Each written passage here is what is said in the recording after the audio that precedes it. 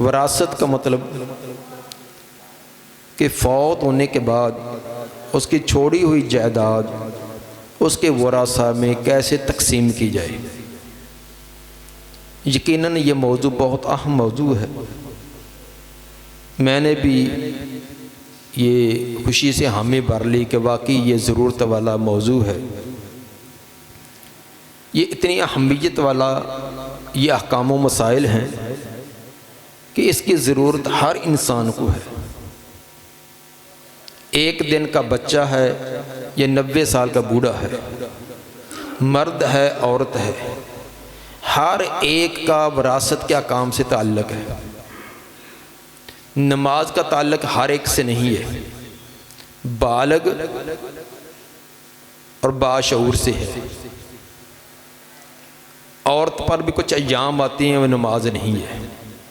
روزہ بھی بالغوں پر ہے، مسافر اور بیمار وہ بھی مستثنیٰ ہے۔ زکوٰۃ ہر پر نہیں، حج عمرہ ہر پر نہیں۔ صرف ایک وراثت ہی ایسا مسئلہ ہے جس کا تعلق ایک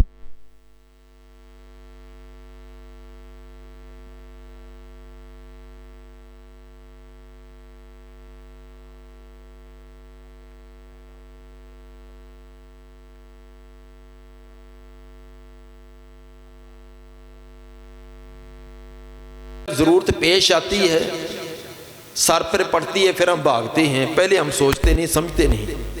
اس لیے آج نہیں تو کل اس کی ضرورت آپ کو پیش آنی ہے۔ آپ کو خود، آپ کے رشتہ داروں کو، عزیز و اقارب کو پیش آئے گا۔ اسی لیے تو نبی صلی اللہ علیہ وآلہ وسلم نے فرمایا تعلم الفرائض وعلموها الناس فإن امرؤ مقبوض وإن العلم سيقبض حتى يختلف الاثنان في الفریضة فلا يجدان من يفصل بينهما۔ یہ مستدرک حاکم جلد 6 صفحہ 208 اور سنن کبری للبیہقی جلد 4 صفحہ 333 حسن درجے کی روایت۔ آپ نے فرمایا کہ تعلم الفرائض وعلموها الناس، وراثت کا علم خود بھی سیکھو اور آگے لوگوں کو بھی سکھلاؤ۔ یہ نبی صلی اللہ علیہ وسلم حکم دے رہے ہیں، اور نبی کا حکم یہ لازمی ہوتا ہے، واجب ہوتا ہے، جب تک کہ کوئی قرینہ صارفہ نہ پایا جائے۔ تو گویا کہ جیسے آپ نے دیگر احکام کا حکم دیا ہے، وہاں یہ حکم ہے کہ تعلم الفرائض وعلموها الناس، وراثت کا علم خود بھی سیکھو، لوگوں کو بھی سکھلاؤ۔ فإن امرؤ مقبوض، میں بھی انسان ہوں، میں نے بھی دنیا سے چلے جانا ہے۔ اس گمان میں نہ رہنا کہ جب بھی وراثت کا کوئی مسئلہ پیش آئے گا تو اپنے پیغمبر سے پوچھ لیں گے، میں نے تمہارے اندر ہمیشہ نہیں رہنا۔ فإن امرؤ مقبوض وإن العلم سيقبض، وراثت کا علم اٹھا لیا جائے گا۔ اور ایک روایت میں تک سب سے پہلے زمین سے جو علم اٹھایا جائے گا وہ وراثت کا۔ نتیجہ کیا نکلے گا؟ حتی یختلف الاثنان فی الفریضہ، دو رشتہ دار وراثت میں اختلاف کریں گے، اپنی فرضی حصے میں اختلاف کریں گے۔ فلا یجدان من یفصل بینہما، ان کو کوئی فیصلہ کرنے والا نہیں ملے گا۔ اس علم سے اتنی دوری ہو جائے گی کہ دو رشتہ داروں کا اختلاف ہے، تنازع ہے کہ کس کا شرعی حق کتنا بنتا ہے، کوئی ان کو مسئلہ بتلانے والا نہ ملے گا۔ یہ پیغمبر نے پیشین گوئی دی ہے، خبر دی ہے، اور یہ خبر 100% نہیں تو کافی حد تک اب ہمارے دور پر صادق آ رہی ہے۔ پوچھ کر دیکھ لیں بڑے بڑے خطیبوں سے، بڑے بڑے علماء سے، ان کو یہ وراثت کی، حتیٰ کہ وکیلوں اور ججوں سے پوچھ کر دیکھ لیں، ان کو بھی اکثر مسائل کا نہیں پتہ۔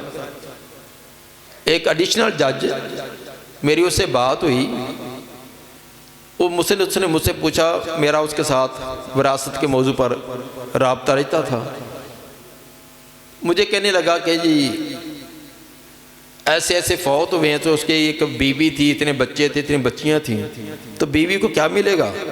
میں کہا 8واں حصہ ملے گا۔ کہتا 8واں ایڈیشنل جج ہے۔ میں کہا جی ہاں 8واں۔ کہتا اوہ میں تو 6واں حصہ دے دیا، میرے پاس مسئلہ ہے تو میں تو 6واں حصہ دے بیٹھا ہوں۔ اب دیکھیں کہ یہ جج کی بات ہے جو ہماری عدالتوں میں بیٹھے ہیں۔ اتنی جہالت ہے، اتنی لا علمی ہے کہ ہمیں پتہ ہی نہیں کہ کس کا کیا حق بنتا ہے۔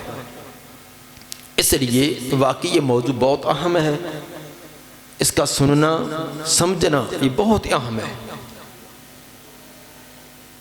ویسے تو اس کو تھوڑا سا مشکل کہتے ہیں لیکن مشکل ہے نہیں، اگر آپ توجہ سے بیٹھیں گے تو انشاءاللہ آپ کو اس کا کافی فائدہ ہوگا۔ وہ لچھے دار انداز تو نہیں ہوگا، نہ اس میں کوئی طرز ہوگی، ترنم ہوگی، نہ اس میں کوئی اشعار ہوں گے۔ تو ویسے بھی شاہ صاحب نے بتلایا کہ ہماری مسجد والے یہ ترنم اور شعروں سے ویسے ہی الرجک ہیں۔ یہ بھی ایک خوش کن بات ہے کہ ورنہ ہم لوریوں پر لگے ہوئے ہیں۔ مختصر بات یہ ہے کہ کسی کے فوت ہونے کے فوراً بعد اس کی وراثت تقسیم نہیں ہوگی جب تک 3 مرحلے طے کر کے 4تھے مرحلے میں اس میں جائیداد نہیں جاتی، تقسیم نہیں ہوگی۔ نمبر 1 سب سے پہلے ہے کفن دفن کا انتظام، تجہیز و تکفین۔ فوت ہونے سے لے کر قبر میں دفن کرنے تک جتنے اخراجات آئیں وہ فوت ہونے والے کی چھوڑی ہوئی جائیداد سے پورے کیے جائیں گے۔ اگر کوئی وارث، کوئی رشتہ دار اپنی پاکڑ سے، اپنی جیب سے وہ اخراجات برداشت کر لیتا ہے، خوشی سے ادا کر دیتا تو فبہا، کوئی اس میں اعتراض نہیں۔ اگر کوئی بھی اپنی طرف سے یہ انتظام نہیں کرتا تو اس کے اخراجات اس کی چھوڑی ہوئی جائیداد میں سے کیے جائیں گے۔ خالی ہے، بیکار ہے، چلتے ہیں۔ اچھا، سب سے پہلا تو یہ اس کے کفن دفن کا ہے۔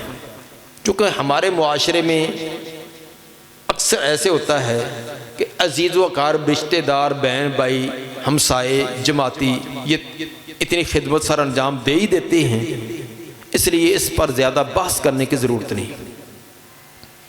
اس کے بعد نمبر 2، میت کے ذمہ جتنا قرضہ ہے وہ ادا کیا جائے گا۔ وراثت تقسیم نہیں ہوگی جب تک کہ قرضہ ادا نہیں ہوتا۔ صحیح بخاری کی روایت، نبی صلی اللہ علیہ وآلہ وسلم نے فرمایا، نفس المومن معلقۃ بدینہ حتی یقضى عنہ، ایک مومن کی جان اس کے قرضے کے ساتھ لٹکی رہتی ہے جب تک پیچھے سے ادا نہ کیا جائے۔ نفس المومن آپ نے کہا ہے، مسلم نہیں کہا۔ مسلمان وہ ہوتا جو ظاہری طور پر ہے، مومن ہوتا جو دلی طور پر۔ جو دلی طور پر مسلمان ہے، صوم و صلات کا پابند ہے، نیک صالح ہے، اس کی جان بھی قرضے کے ساتھ لٹکی ہے جب تک کہ قرضہ ادا نہ ہو۔ صحیح بخاری کی روایت، جب کہ جنازہ آتا آپ پوچھتے علیہ دین، کیا اس فوت ہونے والا جس کا جنازہ پڑھنے کے لیے مجھے کہا جا رہا ہے اس کے ذمہ قرضہ تو نہیں؟ اگر بتلایا جاتا کہ اس کے ذمہ قرضہ ہے تو دوسرا سوال آپ کا یہ ہوتا کہ اس نے قرضے کی ادائیگی کے لیے کچھ چھوڑا، کوئی جائیداد، کوئی مال، کوئی دولت چھوڑی؟ اگر بتلایا جاتا کہ اس نے پیچھے کچھ مال چھوڑا ہے جس سے قرضہ ادا ہوگا تو آپ اس کا جنازہ پڑھا دیتے۔ اگر یہ بتلایا جاتا کہ اس کے ذمہ قرضہ ہے لیکن قرضے کی ادائیگی کے لیے کچھ مال بھی نہیں، فقیر کنگال آدمی تھا، اب چاہیے تو یہ کہ بیچارہ جو کنگال ہے، فقیر ہے، اس پر ترس کھایا جائے، اس کا جنازہ پڑھایا جائے۔ لیکن آپ کیا کرتے؟ آپ فرماتے صلو علی صاحبکم، اپنے ساتھی کا خود جنازہ پڑھاؤ، میں یہ جا رہا ہوں، اپنے ساتھی کا جنازہ خود پڑھاؤ۔ نبی صلی اللہ علیہ وسلم اس کا جنازہ نہ پڑھاتے۔ ایک جنازہ آیا، اسی طرح معاملہ ہوا، تو جب آپ نے کہا کہ اپنے ساتھی کا جنازہ خود پڑھو، میں نہیں پڑھاؤں گا، ایک ساتھی نے، صحابی نے عرض کیا اللہ کے رسول اس کا قرضہ میرے ذمہ ہے۔ قرضہ کتنا تھا؟ 2 درہم یا 2 دینار، صرف 2 لاکھوں کروڑوں نہیں جو ہم چھوڑ جاتے ہیں، اس نے کہا میرے ذمے. آپ نے فرمایا پورے دو؟ انہوں نے کہا جی ہاں پورے میرے ذمے. تب آپ نے جنازہ پڑھایا. قرضہ انتہائی ہمارے ہاں یہ عادت و شوق بنا ہوا ہے. بینک میں پیسہ پڑا وہاں ہاتھ نہیں لگانا, ادھر سے پکڑ ادھر سے پکڑ. کاروبار چلانے کے لیے بینکوں سے قرضہ لیا ہوا ہے لاکھوں روپیہ. خود فوت ہو گیا, پیچھے اولاد 3 نسلوں تک اس کا قرضہ اتارتے رہتے ہیں. تو جس فوت ہونے والے کی نسلیں خاندان آگے قرضہ اتارتے رہے تو کبھی دعائے خیر کریں گے؟ 4 گالیاں دیں گے کہ مرنے والا بابا ایسے ہمیں مصیبت میں پھنسا گیا, اپنا پیٹ پورا نہیں ہوتا, ہم قرضہ بینکوں کا کہاں سے دیں؟ کیسی ہماری غلط سوچ اور فکر ہے. اپنی اولاد کا مستقبل بنانے کے لیے ہم نے قرضے بینکوں سے لیے, جس کا نتیجہ یہ نکلا کہ خود آگے جا پھنسا ہے, آگے حساب کتاب میں ہے, اور پیچھے والے الٹے اس کو گالیاں بک رہے ہیں. اس لیے میرے بھائی اس سے اجتناب کریں. بالفرض اگر مجبوری کے تحت قرضہ لیا ہے تو سب سے پہلی فرصت میں اس کو ادا کریں. قرضے کے لیے یہ نہیں کہ لاکھوں ہی ہوں, 2 درہم ہیں, 2 درہم ہے تو آپ نے جنازہ نہیں پڑھایا. بہرحال میت کے ذمہ جتنا قرضہ ہے وہ اس کی چھوڑی ہوئی جائیداد میں سے پورا کیا جائے گا, وراثت تقسیم پہلے نہیں ہوگی.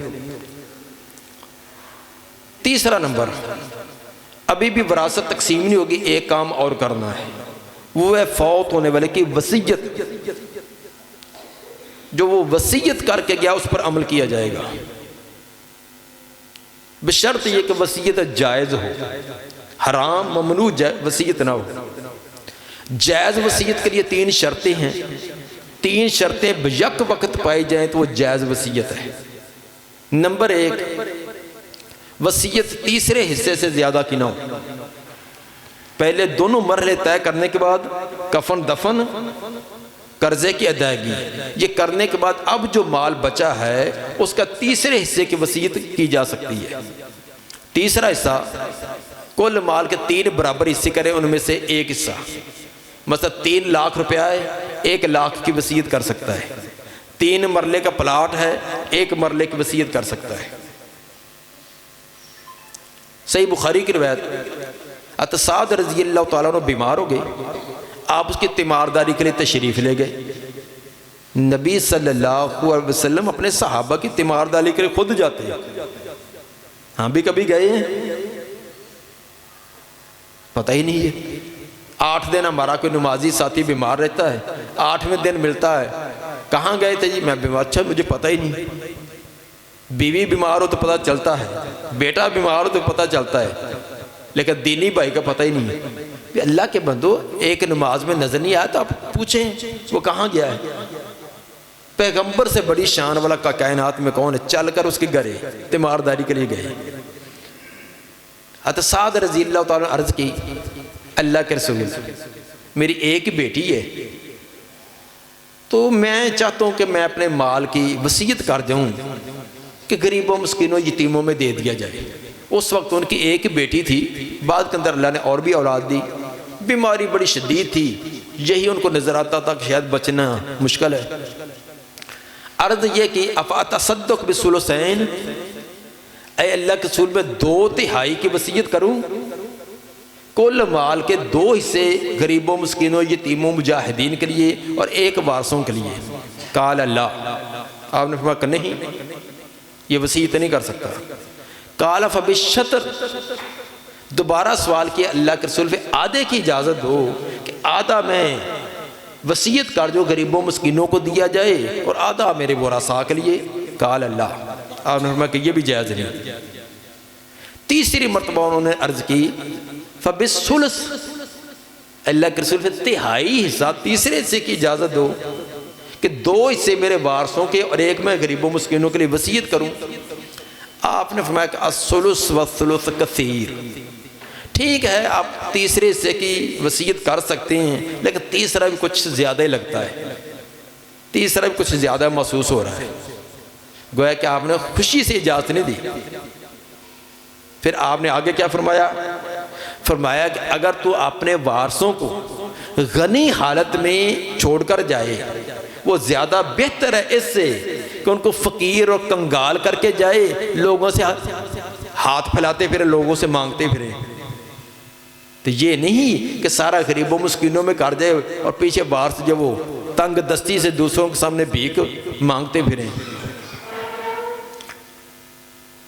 صحیح بخاری کی کتاب الوصایا میں ترجمۃ الباب میں مفسر قرآن ابن عباس رضی اللہ عنہما اسی حدیث کے تفسیر میں فرماتے ہیں کہ اگر لوگ تیسرے حصے کے بجائے چوتھے حصے کی وصیت کرے تو یہ زیادہ بہتر ہے، اس لیے کہ نبی صلی اللہ علیہ وآلہ وسلم نے تیسرے کی اجازت تو دی، لیکن ساتھ یہ بھی فرمایا الثلث کثیر، تیسرا کو سے زیادہ ہی لگتا ہے۔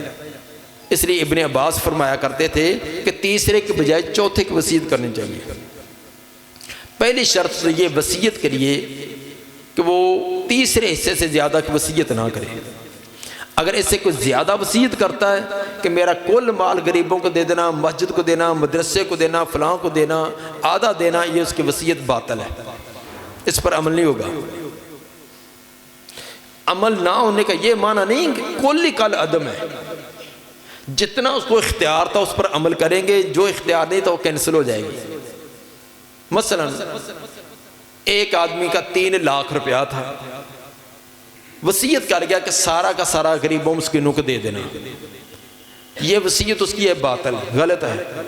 اس کو 1 لاکھ کا اختیار تھا، 1 لاکھ غریبوں کو دیں گے، 2 لاکھ اس کے وارثوں کو دیں گے، جتنا اس کو اختیار ہے اس پر عمل کریں گے، جو اختیار نہیں تو وہ کینسل کر دیں گے۔ تو غلط وصیت کا مطلب یہ نہیں کہ ساری کی ساری کل عدم ہو جائے گی۔ اس کی دلیل صحیح مسلم اور ابو داؤد کی روایت کے اندر ایک واقعہ ہے۔ ایک صحابی رضی اللہ تعالیٰ عنہ وفات کے وقت ان کے 6 غلام تھے اور ان کا کوئی مال نہیں تھا، زندگی کے آخری حصے میں جہاد پر گئے، مال و غنیمت میں کافی حصہ آ گیا، 6 غلام کے حصے میں آئے۔ فوت ہوتے وقت انہوں نے وصیت کی کہ میرے 6 کے 6 غلام آزاد کر دیے جائیں۔ وصیت کے مطابق وارثوں نے آزاد کر دیے۔ اس کے بعد نبی صلی اللہ علیہ وآلہ وسلم کو اطلاع دی گئی کہ فلاں آدمی فوت ہوا، اس نے یہ وصیت کی تھی، اس کے وصیت کے مطابق اس کے 6 غلام آزاد کر دیے۔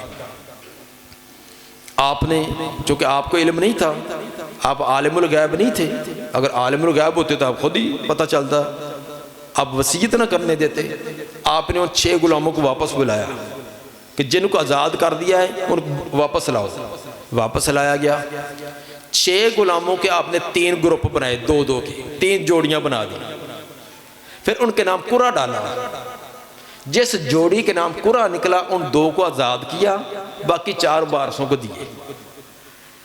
اور فوت ہونے والا جس نے یہ وصیت کی تھی اس کے بارے میں آپ نے سخت الفاظ کہے کہ اس نے یہ غلط وصیت کیوں کی ہے، اور سخت الفاظ بہقی کی روایت کے اندر بھی بیان کیے گئے ہیں کہ آپ نے یہ فرمائے تھے کہ اگر اس کے مجھے پہلے پتہ چل جاتا کہ اس نے یہ غلط وصیت کی ہے، میں اس کے دفن کے وقت موجود ہوتا تو میں اس کو مسلمانوں کے قبرستان میں دفن نہ ہونے دیتا۔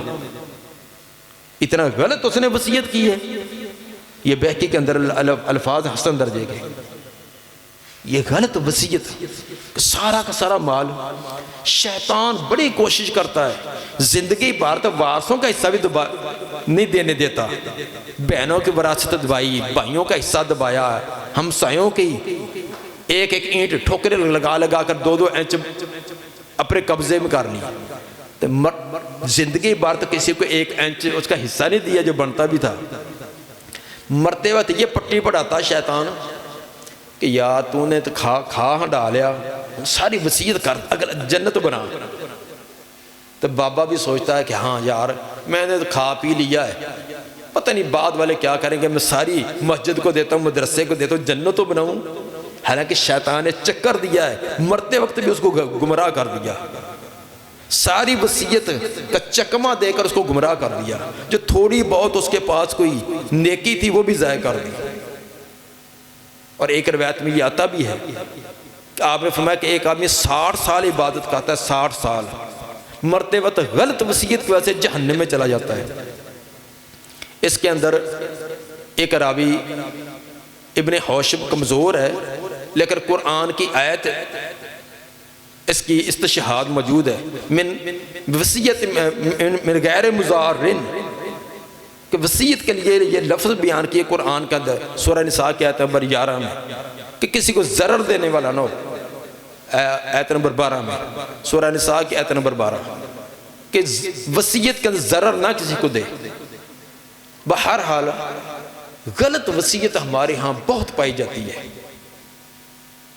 تو ایک شرط تو یہ کہ تیسرے حصے کی کرے، اگر تیسرے حصے سے زیادہ کی ہے تو اس نے غلط وصیت کی ہے، پیچھے والے ورثاء کا حق بنتا ہے کہ اس کو درست کریں، جتنا حق بنتا تھا اس پر عمل کریں۔ جائز وصیت کے لیے دوسری شرط جو بہت اہم ہے، جس کے اندر بڑے بڑے نمازی، بڑے بڑے حاجی، 5 عمریں کرنے والے ملوث ہیں، وہ کیا کہ وصیت ورثاء کے متعلق جائز نہیں ہے۔ جنہوں نے وارث بننا ہے، شرعی طور پر جو وارث بننے والے ان کے بارے میں وصیت باطل ہے۔ جامع ترمذی اور ابو داؤد کی روایت، نبی صلی اللہ علیہ وآلہ وسلم نے فرمایا ان اللہ قد آتا کل ذی حق حقہ فلا وصیت لوارث، ہر حقدار کا اللہ نے خود حق مقرر کر دیا، حقداروں کے اللہ نے حق خود مقرر کیے، بیوی کا، ماں کا، بیٹی کا، ہر ایک کا حق مقرر کر دیا۔ فلا وصیت لوارث، کسی وارث کو وصیت جائز ہی نہیں۔ جو شرعی طور پر وارث بننے والے اس کے بارے میں کوئی وصیت کرے تو عمل نہیں ہوگا۔ میری بیوی کو یہ پلاٹ دے دینا، میری فلاں بڑے بیٹے کو اتنا دے دینا، میرے فلاں کو اتنا دے دینا، یہ اس کی وصیت باطل ہے، عمل نہیں ہوگا۔ زبانی کہے اسٹام کر کے جائے، سرکاری سطح پر، عدالتی سطح پر تو اس کا اگر اسٹام کرا دیا ہے، اس کے نام کروا دیا ہے تو وہ مالک بنے گا۔ شرعی طور پر ایک زندگی میں دینا، ایک وصیت کرنا کہ میرے مرنے کے بعد، وصیت ہوتی ہے مرنے کے بعد ایسے عمل کیا جائے، اس وصیت پر عمل نہیں ہوگا، یہ باطل وصیت ہے۔ جب اللہ نے حق مقرر کر دیا ہے تب بندے کو کیا اختیار اس میں تبدیلی کرے؟ جو اللہ نے جس کو حق دیا اتنا دو۔ تو ورثاء کو وصیت کرنا یہ جائز نہیں ہے، غیر وارثوں کو وصیت ہوتی ہے۔ مثلا بیٹے کے ہوتے ہوئے پوتا وارث نہیں بنتا، شرعی طور پر بیٹے کے ہوتے ہوئے پوتا وارث نہیں، اب پوتے کو وصیت ہو سکتی ہے، لیکن اگر بیٹا نہیں ہے تب پوتے نے وارث بننا ہے، اب پوتے کو وصیت نہیں ہوگی۔ باپ کے ہوتے ہوئے دادا وارث نہیں بنتا، اس لیے باپ موجود ہے تو فوت ہونے والا اپنے دادے کے بارے میں وصیت کر سکتا ہے، لیکن اگر باپ پہلے فوت ہو گیا ہے اب باپ والا حصہ دادے کو جائے گا، اب دادے کو وصیت کرنا جائز نہیں ہے۔ جس نے وارث بننا ہے اس کے بارے میں وصیت جائز نہیں، وصیت کرے گا بھی باطل وصیت، اس پر عمل نہیں ہوگا۔ تیسری شرط وصیت کے جائز ہونے کی وہ ہے کہ حرام اور ممنوع کام کی نہ ہو، وصیت کسی حرام کام کی نہ ہو۔ لا طاعۃ فی المعصیہ انما طاعۃ فی المعروف، صحیح بخاری کی روایت ہے کہ اطاعت نیکی کے کاموں میں ہوتی ہے، گناہ کے کاموں میں اطاعت نہیں ہے۔ لا طاعۃ لمخلوق فی معصیۃ الخالق، جہاں خالق کی نافرمانی ہو وہاں مخلوق کی اطاعت نہیں کی جاتی، مخلوق کی بات نہیں مانی جائے گی۔ مثلا باطل وصیت غلط کام کی، کوئی یہ کہے کہ میرے مرنے کے بعد میری قبر کو پکا بنانا، اس کے اوپر چپس لگانا، اس کے اوپر پلیٹیں لگانا، اس کے اوپر گنبد بنانا، تیسرے دن یہ کرنا، 5ویں دن یہ کرنا، فلاں دن یہ کرنا، اس کے اوپر قوالی کرنا، یہ باطل وصیت پر عمل نہیں ہوگا۔ جو کتاب و سنت کے خلاف اس پر عمل نہیں ہوگا۔ یہ 3 شرطیں ہیں، تیسرے حصے سے زیادہ کی وصیت نہ ہو، ورثاء کے متعلق نہ ہو، حرام کام کی نہ ہو۔ یہ تینوں شرطیں پائی جائیں تو یہ جائز وصیت ہے۔ جائز وصیت پر عمل کرنا لازمی ہے، ضروری ہے۔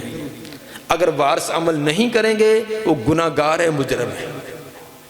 وصیت زبانی کی ہے، وصیت تحریر کر دی ہے، سادہ کاغذ پر ہے، اسٹامپ پر ہے۔ وصیت کے لیے کوئی شرط نہیں ہے کوئی تحریر کی ہو، زبانی بھی کر دی ہے، وہ وصیت ہے، اس پر عمل کرنا لازمی ہے، لیکن یہ 3 شرطیں پائی جانی لازمی ہے۔ قرآن میں سورہ نساء کی آیت نمبر 11 اور 12 میں جہاں بھی وراثت کے حصے بیان کیے تو آخر میں یہ فرمایا من بعد وصیت او دین، وصیت اور دین کے بعد پہلے وصیت اور قرضہ پورا ہوگا، پھر اس کے بعد یہ حصے دیے جائیں گے۔ یہ ایک تمہیدی بات تھی کہ فوت ہونے والے کا مال 3 مرحلے طے کر کے جب چوتھے میں جائے گا تب ورثاء میں تقسیم کریں گے۔ نمبر 1 اس کے کفن دفن کا خرچہ، نمبر 2 قرضے کی ادائیگی، نمبر 3 وصیت۔ یہ 3 کام کرنے کے بعد اب جو مال بچے وہ مال منقولہ، غیر منقولہ، روپیہ، پیسہ، سونا، چاندی، جو کچھ بھی ہے اب ورثاء میں تقسیم ہوگا۔ ورثاء میں تقسیم کیسے کریں گے؟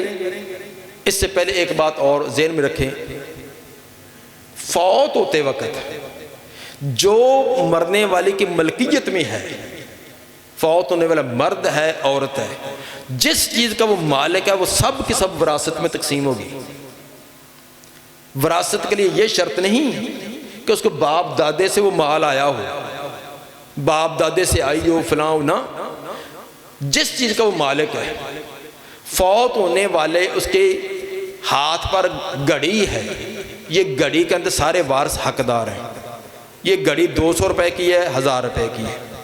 فوت ہونے والے کا موبائل ہے، 2000 کا ہے، 5000 کا، سارے وارثاں اس کے اندر حقدار ہیں۔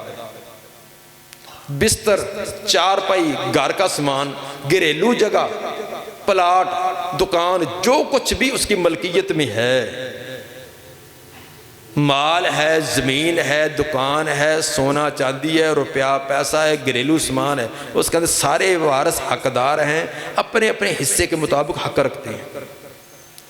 اگر کہ ورثاء اپنی خوشی سے کہتے ہیں کہ گھر کا سامان چھوٹے بھائی کو دے دو، ہم نہیں دیتے، ٹھیک ہے، ان کی مرضی، نہ لیں۔ چھوٹی چھوٹی تقسیمیں عام طور پر ہمارے ہاں نہیں کرتے، ٹھیک ہے، لیکن اگر تقسیم کرنا چاہیں تو ہر ایک کا حق بنتا ہے۔ اس کے اندر کوئی شرط نہیں ہے کہ گھر کی جگہ تقسیم نہیں ہوگی، گھر کی جگہ بھی تقسیم ہوگی۔ گھر کی جگہ کے اندر بیٹیوں کا بھی حق ہے، اگرچہ 20 سال پہلے ان کی شادی کر دی ہے، وہ آگے چلی گئی ہیں، لیکن گھر کی جگہ کے اندر بیٹیوں کا بھی حق ہے، بیٹوں کا بھی حق ہے، بیوی کا بھی ہے۔ فوت ہونے والے کے والدین زندہ تو ان کا بھی حق ہے۔ آج کل والدین کو کوئی پوچھتا ہی نہیں، کہتے لے بوڑھوں کو کیا دینا ہے۔ ماں کا حق ہے، باپ کا حق ہے۔ بیٹی کی شادی کر دی، وہ آگے چلے گی، اس کے بچے ہیں، اب وہ عورت فوت ہوگی، پیچھے اس کی ماں بوڑھی بیٹھی ہے، اس کو اس کی اپنی بیٹی کا حصہ ملے گا۔ اگر لینا چاہے تو لے، ہمیں پتہ ہی نہیں، اگر پتہ ہو تو کون چھوڑتا ہے؟ کسی کو پتہ ہو کہ بیٹی کی وراثت میں جو مجھے 5 لاکھ روپیہ آ جانا ہے تو کوئی چھوڑے گا؟ پتہ ہی نہیں ہمیں۔ ایک بات تو یہ ہے۔ دوسرا، جب کہ فوت ہوا ہے اس وقت جو زندہ وارث ہیں وہ وارث بنیں گے، جو اس سے پہلے فوت ہو گئے وہ وارث نہیں ہے۔ مرد یا عورت جب فوت ہوا ہے اس وقت جو اس کے ورثاء زندہ ہیں وہ وارث بنیں گے، جو اس سے پہلے فوت ہو گئے وہ وارث نہیں بنیں گے۔ مثلا ایک آدمی کے 3 بیٹے ہیں، ایک بیٹا اس کی زندگی میں فوت ہو گیا ہے، خواہ 2 سال پہلے فوت ہوا، 2 مہینے پہلے فوت ہوا، 1 دن پہلے فوت ہوا ہے، وہ فوت ہونے والا بیٹا نہ خود وارث بنے گا نہ اس کے اولاد وارث بنے گی۔ جو اس کے زندہ بیٹے ہیں، بیٹے بیٹیاں، وہ وارث بنیں گے، الا یہ کہ اس کے سارے بیٹے فوت ہو جائیں، خدا نہ خواستہ تینوں بیٹے زندگی میں فوت ہو گئے، اب تینوں بیٹوں کے اولاد وارث بنیں گے۔ لیکن اگر ایک بیٹا فوت ہو گیا ہے یا 2 بیٹے فوت ہو گئے، ایک زندہ ہے، جو پہلے فوت ہو گئے باپ سے وہ وارث نہیں بنیں گے، نہ وہ بنیں گے نہ ان کے اولاد وارث بنیں گے۔ یہ اصول ہے وراثت کا کہ جب فوت ہوتے وقت جو زندہ تھے، خواہ 1 منٹ بعد ہی فوت ہوا ہے، وہ بھی وارث بنے گا۔ مثلا باپ بیٹا موٹر سائیکل پر جا رہے ہیں، خدا نہ خواستہ ایکسیڈنٹ ہوا، بیٹا وہیں فوت ہو گیا، باپ آدھے گھنٹے بعد ہسپتال میں جا کر فوت ہو گیا۔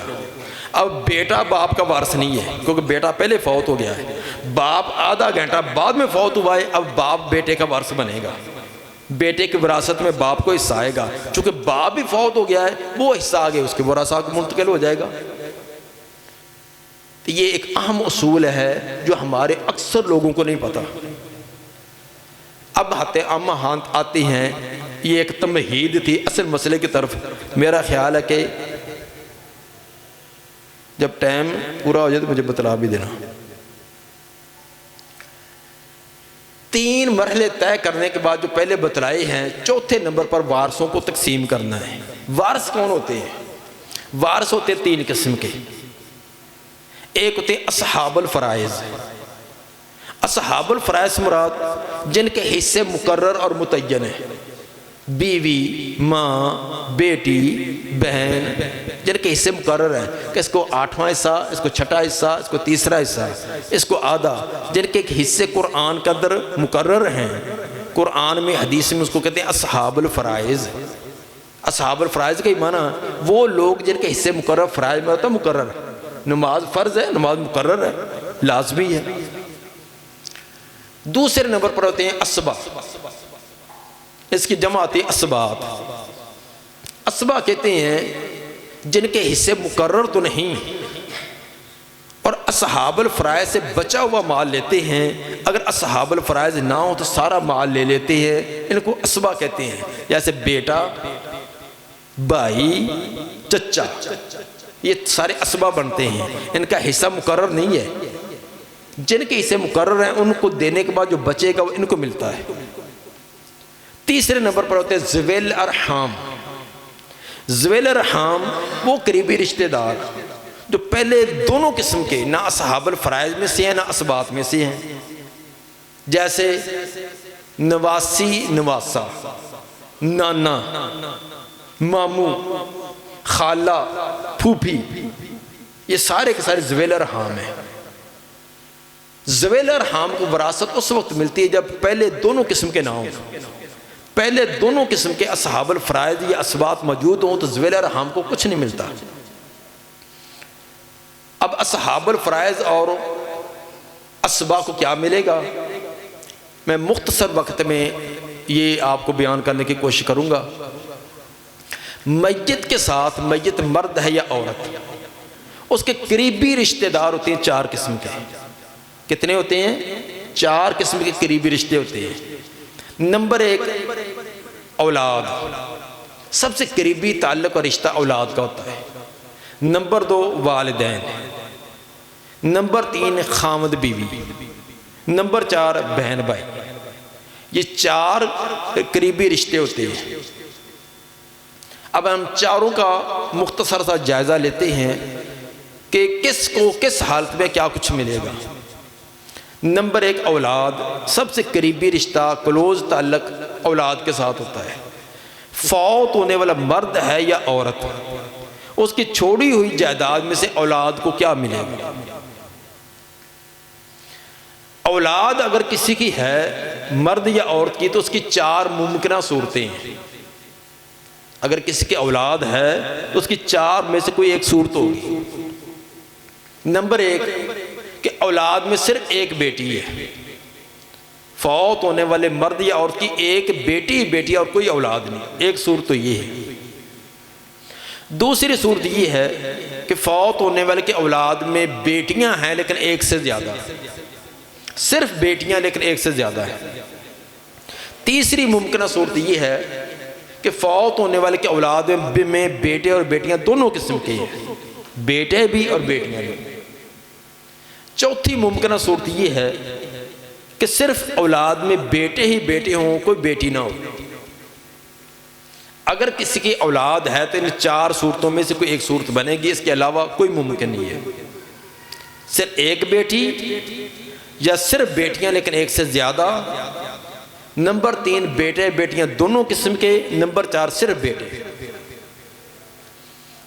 اگر ایک بیٹی ہے اولاد میں تو اس کو وراثت میں کیا ملے گا؟ اس کو ملے گا آدھا حصہ 1/2، کل جائیداد کا آدھا حصہ ملے گا اگر بیٹی اولاد میں صرف ایک بیٹی ہے۔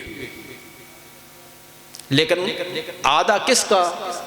وہ پہلے 3 مرحلے طے کرنے کے بعد جو بچا ہے، کفن دفن، قرضے کی ادائیگی اور وصیت، یہ 3 طے کرنے کے بعد اب جو بچا اس کا آدھا بیٹی کا۔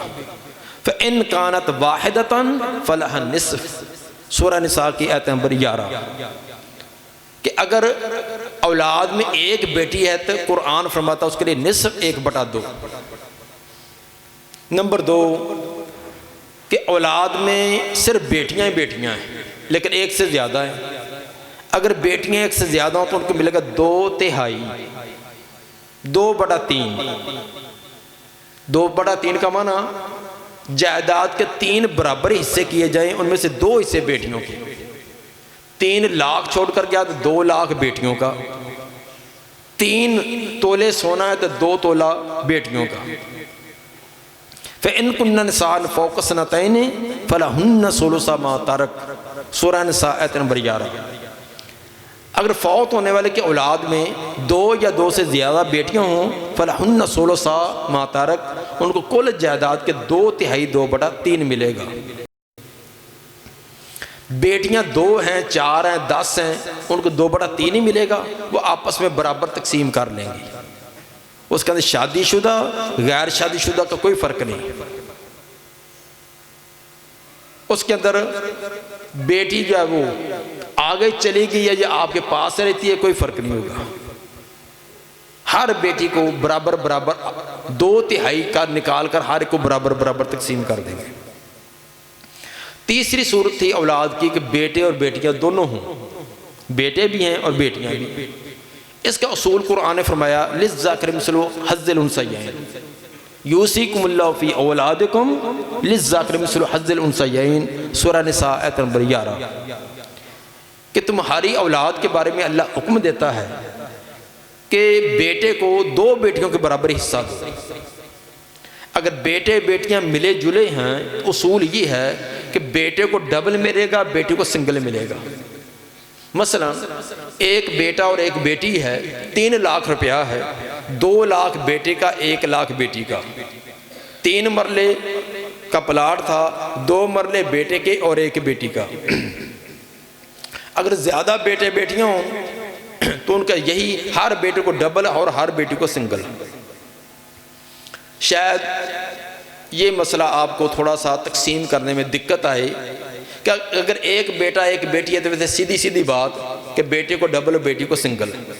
اگر بیٹے زیادہ ہوں بیٹے بیٹیاں تو یہ تو ہمیں پتا ہے کہ بیٹے کو ڈبل دینا ہے بیٹی کو سنگل، لیکن وہ ڈبل اور سنگل تقسیم کیسے کریں؟ مثلا ایک آدمی 3 بیٹے اور 2 بیٹیاں چھوڑ گیا ہے اور روپیہ چھوڑ گیا ہے 24 لاکھ۔ اب ہمیں یہ تو پتا ہے کہ بیٹے کو ڈبل دینا ہے بیٹی کو سنگل دینا ہے، لیکن 3 بیٹے اور 5 بیٹیوں کو 24 لاکھ کتنا دیں؟ یہ ہمیں عام طور پر حساب کتاب کرنے میں دقت آتی ہے۔ اس کا میں آسان سا آپ کو اصول بتلاتا ہوں کہ قرآن نے فرمایا کہ للذکر مثل حظ الانثیین، مذکر کو بیٹے کو 2 مؤنثوں 2 بیٹیوں کے برابر دو۔ تو ایسے کرو کہ ہر بیٹے کو 2 بیٹیوں کے کام سمجھ لو، فرض کر لو کہ ہر بیٹا 2 بیٹیوں کی جگہ ہے کیونکہ اس کو 2 بیٹیوں کا حصہ ملنا ہے۔ 3 بیٹوں کی اگر بیٹیاں بنائیں تو کتنی بنے گی؟ 6۔ 3 بیٹے اور 2 بیٹیاں چھوڑ کر گیا نا، 3 بیٹوں کو اگر بیٹیاں فرض کریں تو 6 بن جائیں گی، 6 یہ اور 2 حقیقی بیٹیاں کتنی ہوگی؟ 8۔ 24 لاکھ کو 8 پر تقسیم کر دیں، کتنا آ جائے گا؟ 3 لاکھ۔ 8 یہ 24، 3 لاکھ جواب آئے گا۔ یہ جو جواب آیا یہ ہر بیٹی کا حصہ، اور اسی جواب کو ڈبل کر لو تو ہر بیٹے کا حصہ۔ مثلا 2 بیٹیاں تھیں، ہر بیٹی کو مل جائے گا 3 لاکھ، اور 3 لاکھ کا ڈبل کر لو 6، ہر بیٹے کو مل جائے گا 6 لاکھ۔ 3 بیٹوں کو 18 لاکھ مل جائے گا اور 2 بیٹیوں کو 6 لاکھ مل جائے گا، 18 اور 6 24 پورا ہو گیا۔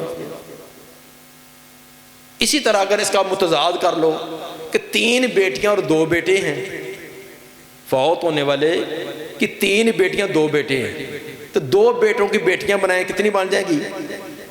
4۔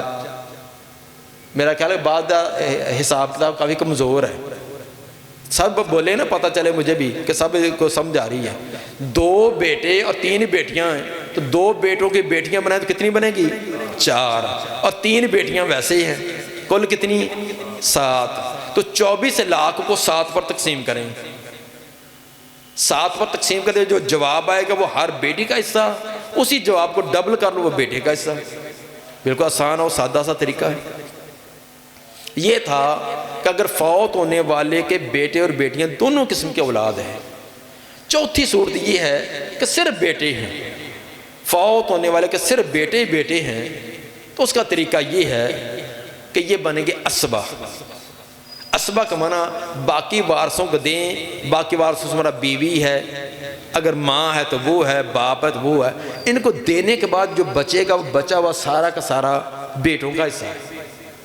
فرضی حصے جن کے ہیں نا ان کو دے دیں اور باقی بچا ہوا وہ بیٹوں کا حصہ۔ بیٹا ایک ہے تو اکیلا لے لے گا سارا، اگر زیادہ ہیں تو آپس میں برابر تقسیم کر لیں گے۔ مثلا 24 لاکھ روپیہ تھا، وارثوں میں چھوڑ گیا ہے بیوی، ماں، باپ اور بیٹے۔ بیوی کو ملنا 8واں حصہ، 24 کا 8واں حصہ نکالیں کتنا بنے گا؟ 3 لاکھ۔ 3 لاکھ بیوی کو مل گیا۔ ماں کو ملنا 6واں حصہ، تو 24 کا 6واں حصہ بن جائے گا 4، 6 چوکا 24، 4 ماں کو مل گیا، 4 ہی باپ کو مل گیا، 4 ماں کا 4 باپ کا 8 اور 3 بیوی کا کتنا ہو گیا 11۔ 24 میں سے 11 نکال دیں، 24 میں سے 11 نکالیں 13، باقی 13 بچا۔ حساب کا دکان تے تو بڑا ہم نے حساب آدھا نا، وہ اللہ میں سبزی والے کو پوچھ لیں 1000 کا نوٹ دے کہ میں سبزی اتنے کی، تو آپ منٹوں میں حساب کر دے گا۔ تو سبزی والے کو آتا، آپ کو کیوں نہیں آتا؟ توجہ کر کے بیٹھیں گے تو انشاءاللہ آئے گا۔ 24 میں سے 11 ان کو دے دیا، یہ تھے اصحاب الفرائض۔ باقی بچا ہوا یہ ہے، بچا ہوا یہ 13 لاکھ جو ہے بچا ہوا یہ بیٹوں کا۔ بیٹا ایک ہو تو اکیلا لے لے گا، 2، 3، 4، 5، 7 جتنے بھی ہیں ان میں برابر تقسیم ہوگا۔ اس کے اندر شادی شدہ غیر شادی شدہ کا کوئی فرق نہیں، عالم جاہل کا کوئی فرق نہیں، فرما بردار اور نافرمان کا کوئی فرق نہیں۔ کوئی فرما برداری کرتا ہے، ماں باپ کی خدمت کرتا ہے، اس کا صلہ آخرت میں۔ کسی نے پوری زندگی ماں باپ کو پانی کا گھونٹ نہیں پوچھا، اس نافرمانی کی سزا آخرت میں۔ دنیا کے اندر فرما بردار اور نافرمان کو وراثت برابر ملے گی، اس میں فرق نہیں کیا جائے گا۔ باقی ایک رہا ہمارے یہاں آق نامہ عام چلتا ہے، بیٹا نافرمانہ ہو گیا، اخبار میں دے دیا آق کیا محروم کر دیا، اخبار میں دے دیا، ٹی وی میں دے دیا، موبائل پر چڑھا دیا۔ ایک بار چھوڑ کر 10 بار آق نامہ دو، نہ شرعی طور پر محروم ہے نہ عدالتی طور پر، وہ محروم نہیں ہوگا۔ یہ ایک صرف کاغذی کاروائی ہے، صرف تھانے میں پرے پنچایت میں اپنا بچاؤ کرنے کے لیے کہ پتہ ہے کہ یہ بیٹا جو ہے دوسروں سے غلط لین دین کرتا ہے، چوری ٹھگی کرتا ہے، کل پولیس آ گئی تو میں کہوں گا یہ دیکھو جی آق نامہ دیا ہوا ہے، میرا اس کے ساتھ کوئی تعلق نہیں۔ یہ تھانے پولیس کے اندر آپ بچنے کے لیے تو بچاؤ کر سکتے ہیں، لیکن فوت ہونے کے بعد وہ محروم نہیں ہوگا، وراثت اس کو ملے گی، اس کے جرم اس پر، اس کے گناہ اس پر، وراثت سے محروم نہیں ہوگا۔ ایک بار تاک اس کو آق نامہ دے دو یا 10 بار دے دو، عدالت بھی محروم نہیں کرے گی، شریعت بھی نہیں کرتی۔ یہ تھے، بعد میں سوالوں کا ٹائم دیں گے۔ یہ وارثوں کے بارے میں بتلایا کہ اگر اولاد ہے تو 4 ممکنہ صورتیں ہیں۔ اگر ایک بیٹی ہے تو کل مال کا آدھا حصہ 1/2، اگر بیٹیاں ایک سے زیادہ ہیں، صرف بیٹیاں تو 2/3 2/3، بیٹے بیٹیاں دونوں ہیں تو بیٹے کو ڈبل، بیٹی کو سنگل۔ اگر صرف بیٹے ہیں تو باقی ورثاء کو دینے کے بعد جو بچے گا وہ بیٹوں کا حصہ۔ اگر تھک گئے تو بس کرتے ہیں، اگر کوئی شوق ہے تو آگے والدین کا بھی بتلا دیتے ہیں۔ کئی میں نے اکھاں مار رہے ہیں کہ بس کرو، کیسے بھی پیچھے پیچھے بیٹھے جڑے ہوئی بابے کا مسئلہ تو ہونا آیا نا، بابے تو کہتے دسو کہ سانو کی ملنا ہے۔ دوسرا مسئلہ ہے والدین، یہ ہمارے ہاں بڑی اس میں غفلت ہے، کہتے ہیں والدین کو کیا حصہ بنتا ہے، انہیں کھا ہنڈا لیا۔ ہماری وراثت تقسیم ہونے لگی تو میں نے کہا بھی وہ ہماری خالہ کا حصہ، میرے والد نے دوسری شادی کی تھی، پہلی اصل میں ہماری والدہ فوت ہوگی، میرے بھائی کہنے لگے لائے ان کا بھی حصہ ہے، انہیں بڑھی عمر دج کی کرنا ہے، کہتے اس نے کیا کرنا ہے؟ عجیب ہی بات ہے کہ والدین کہتے اس نے کیا کرنا ہے، تو نے کیا کرنا ہے؟ تو نے قبر میں لے کر جانا ہے؟ جس نے پالا ہے، سنبھالا ہے، ہزاروں تیرے پیچھے غم فکر کیے ہیں، تیرے مستقبل کے لیے پتہ نہیں کیا کچھ اپنے داؤ پر لگایا، اس کا کوئی حق نہیں بنتا؟ والدین کا حق ہے۔ اگر کوئی مرد یا عورت فوت ہو جائے تو اس کی ماں کو کیا ملے گا؟ ماں کی دو حالتیں، یا تو ماں کو چھٹا حصہ ملے گا یا تیسرا حصہ۔ فوت ہونے والا مرد ہے یا عورت میں بار بار اس لیے کہہ رہا ہوں کہ عام طور پر وہ فوت ہونے والا والدین وارث ہے، تو کون فوت ہوگا؟ بیٹا یا بیٹی؟ بیٹا بیٹی ہوگا تبھی والدین ہیں۔ تو بیٹیاں جب اگلے گھر چلی جاتی ہیں، وہ فوت ہو جائیں تو پیچھے والوں کو کہتے ہیں کہ بس ان کے ساتھ کوئی تعلق نہیں۔ ہاں جب عید شب برات پر لینا ہو تو پھر تعلق ہے، جب دینا ہو پھر کہتے ہیں کہ ان کا کوئی تعلق نہیں۔ والدین کا حق بنتا ہے۔ ماں کی یہ دو صورتیں، اگر فوت ہونے والے مرد یا عورت کے اولاد ہے، اولاد بیٹا ہے، بیٹی ہے، پوتا ہے، پوتی ہے، کوئی بھی موجود ہو، تب ماں کو ملے گا چھٹا حصہ 1/6۔ اسی طرح فوت ہونے والے کے ایک سے زیادہ بہن بھائی ہوں، ایک سے زیادہ بہن بھائی حقیقی ہوں، پدری ہوں، مادری ہوں، کوئی بھی ہوں، تب بھی ماں کو چھٹا حصہ ملے گا۔ ماں کو چھٹے حصے کی دو صورتیں، فوت ہونے والے کے اولاد موجود ہو یا ایک سے زیادہ بہن بھائی ہوں، تو تب ماں کو چھٹا حصہ ملے گا، 1/6 ملے گا۔ اگر یہ دونوں صورتیں نہیں، فوت ہونے والے کے اولاد بھی نہیں، ایک سے زیادہ بہن بھائی بھی نہیں، پھر ماں کو ملے گا تیسرا حصہ 1/3۔ باپ کی 3 حالتیں ہیں۔ باپ کو یا تو صرف چھٹا حصہ ملے گا بس، اور کچھ نہیں ملے گا۔ ایک شکل ہے کہ چھٹا حصہ بھی ملے گا، ساتھ اسبہ بھی بنے گا، اور تیسری حالت یہ کہ صرف باپ کو بطور اسبائی وراثت ملے گی۔ پہلی حالت کہ فوت ہونے والے بیٹے یا بیٹی کا کوئی مذکر اولاد ہے، بیٹا، پوتا، پڑ پوتا مذکر اولاد میں سے موجود ہے، تو تب باپ کو صرف چھٹا حصہ ملنا 1/6۔ اگر فوت ہونے والے بیٹے یا بیٹی کے اولاد میں بیٹیاں ہیں، مؤنث ہے، مذکر کوئی نہیں، پھر باپ کو چھٹا حصہ بھی ملے گا، ساتھ اسبہ بھی، 1/6 پلس اسبہ، باپ کو دونوں ملیں گے۔ اسبے کا معنی باقی وارثوں کو دینے کے بعد جو بچے کا وہ بھی باپ کا۔ تیسری حالت کہ فوت ہونے والے کی اولاد کسی قسم کے نہیں، نہ بیٹا، نہ بیٹی، نہ پوتا، نہ پوتی، نہ پڑپوتا، نہ پڑپوتی، کوئی بھی نہیں، تب باپ بنے گا اسبہ۔ اسبہ کا معنی باقی فرضی حصے دے کا جو بچے کا سارا باپ کا، اور عام طور پر باپ کو ایسی شکل میں زیادہ ہی ملتا ہے، جب بطور اسبہ ملے گا باپ کو زیادہ ملا کرتا ہے۔ باپ کے 3 حالتیں ہیں۔ اگر فوت ہونے والے کی مذکر اولاد ہے تو تب صرف چھٹا حصہ، اگر فوت ہونے والے کے صرف مؤنث اولاد ہے تو چھٹا حصہ بھی اور ساتھ اسبہ بھی۔ اگر کسی قسم کی اولاد نہیں، نہ مذکر نہ مؤنث، پھر باپ بنے گا اسبہ۔ صرف ایک وارث کا حصہ اور بیان کرنا ہے، وہ بھی بہت اہم ہے، وہ ہے خاوند بیوی۔ 2 قسم کے وارثوں کا بیان کر دیا، اولاد، والدین۔ خاوند بیوی بڑا مختصر سا مسئلہ کہ بیوی فوت ہو جائے تو خاوند کو اس کی وراثت میں سے کیا ملے گا؟ پہلی بات تو آپ کو عجیب لگے کہ بیوی کی بھی وراثت ہوتی ہے، جو کو چھوڑ کے سارے خاوند نے قبضہ کر لینا ہے نا۔ اول تو یہ ہمارے معاشرے کے اندر بیوی بیچاری کو سمجھا تھا اس کا کچھ ہے ہی نہیں، بیوی کی بھی مال ہے، اس کا جہیز ہے، حق مہر ہے، اس کو والدین سے کچھ آیا ہے، اس نے خود کمائی کی ہے، اس کی ملکیت ہے، وہ فوت ہوگی تو وہ تقسیم ہوگی، وراثت ہے۔ خاوند کو بیوی کی وراثت میں کیا ملے گا؟ خاوند کی 2 حالتیں ہیں، یا خاوند کو آدھا ملے گا 1/2، یا چوتھا حصہ ملے گا 1/4، بس 2 حالتوں میں سے کوئی ایک چیز ملے گی۔ 1/2 کب؟ جب فوت ہونے والی بیوی، اس کی کوئی اولاد نہیں، نہ بیٹا نہ بیٹی، نہ پوتا نہ پوتی، نہ اس خاوند سے نہ کہ پچھلے خاوند سے۔ پچھلے خاوند کا معنی ممکن ہے پہلے شادی ہوئی ہو، وہ خاوند فوت ہو گیا یا طلاق ہوگی۔ فوت ہونے والی بیوی کے پیٹ سے کوئی اولاد نہیں، تب خاوند کو ملے گا آدھا 1/2۔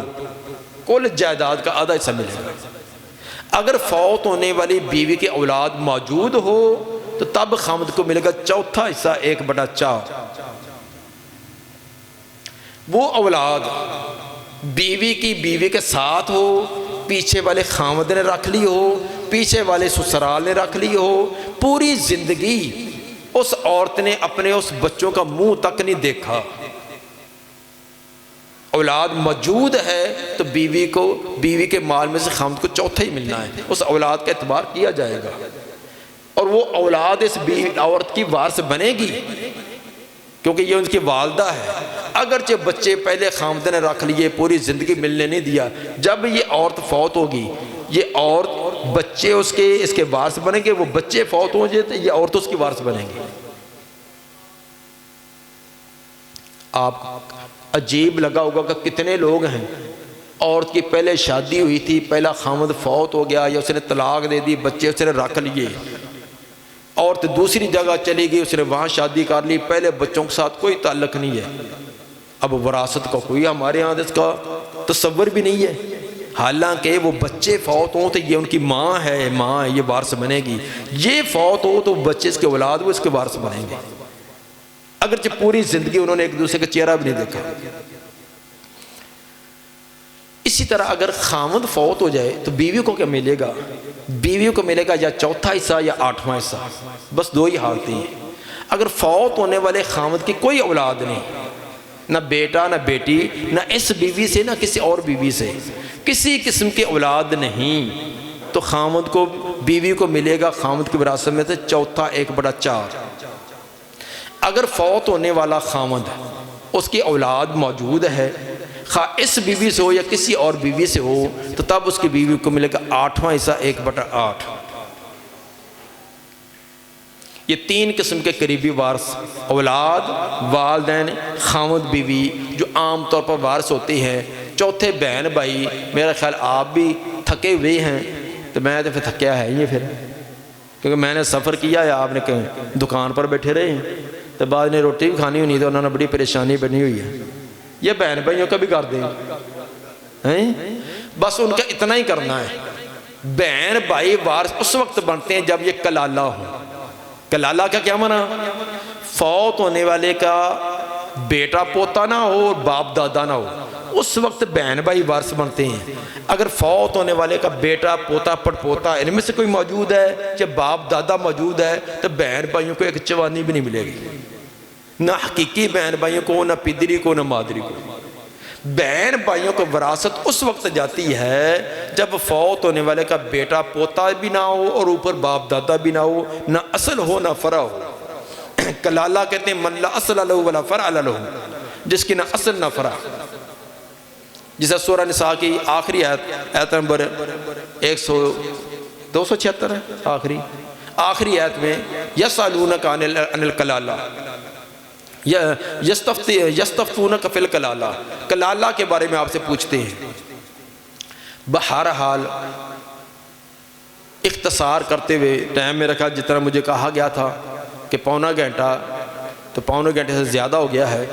خلاصہ صرف 5 منٹ کے اندر پورے سبق کا، پورے درس کا خلاصہ۔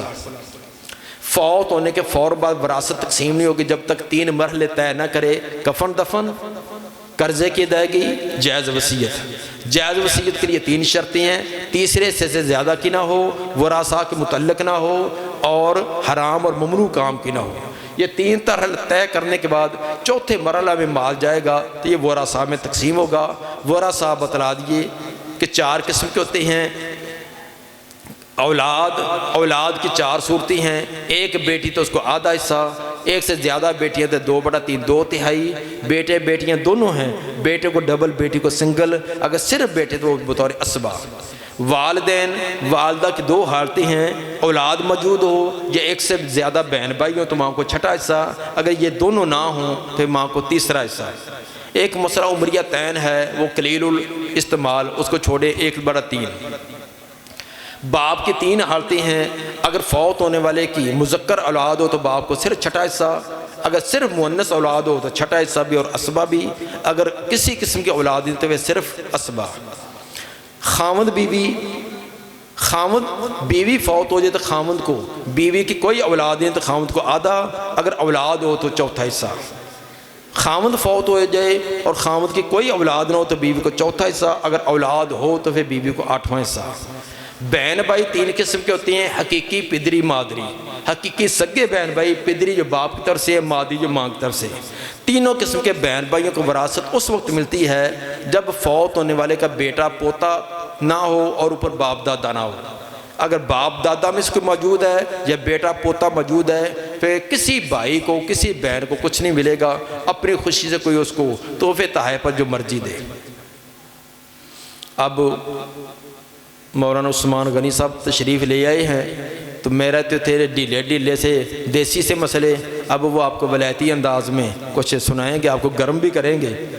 تو اگر کسی کے سوال ہے تو سوال بعد میں، کسی کا ذاتی سوال ہے یا کسی کو سمجھ نہیں آئی وراثت کے متعلق، وہ بعد کے اندر 5 7 10 منٹ کی ہماری مجلس ہو جائے گی۔ اب مولانا عثمان غنی صاحب جو فیصل آباد سے تشریف لائے میرے ساتھ، تو وہ آپ کو مختصر وقت میں کوئی 5 10 15 منٹ میں جتنا آپ پسند کریں گے اور وہ پسند کریں گے بیان فرماتے ہیں۔